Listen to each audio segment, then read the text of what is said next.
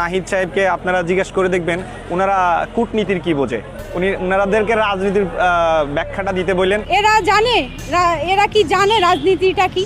এরা ওই যে এদের নেতারা বলে। উপদেষ্টা নাহিদ ইসলাম ও আসিফ মাহমুদ কূটনীতির কি বোঝে তাদেরকে জিজ্ঞাসা করে দেখবেন তারা জানে কিনা। তাদের মেধার কথা যদি ভাবেন, মেধা কিন্তু শিশু বাচ্চাদেরও আছে, কিন্তু জ্ঞান বাচ্চাদের নেই। দেশে বসবাসরত সাধারণ জনগণ বলছে বাচ্চাদের মন্ত্রিত্ব দেওয়া হয়েছে। এবার উপদেষ্টা আসিফ মাহমুদ ও নাহিদ ইসলাম পড়েছে কঠিন সমালোচনার মুখে।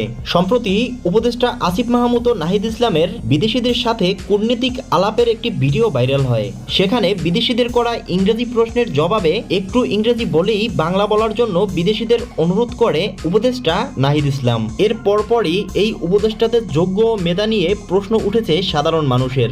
অনেকেই বলছে যারা সামান্য একটি প্রশ্নের উত্তর দিতে পারে না তারা দেশ চালাবে কিভাবে? যে যেখানে যোগ্য তাকে সে জায়গাতে বসাতে হবে। প্রিয় দর্শক, উপদেষ্টাদের নিয়ে সাধারণ জনগণের এমন বক্তব্য আপনি কিরকম চোখে দেখছেন জানিয়ে দিন কমেন্ট বক্সে। এছাড়া ভিডিওটি ভালো লাগলে একটা লাইক দিয়ে চ্যানেলটি সাবস্ক্রাইব করে পাশে থাকুন।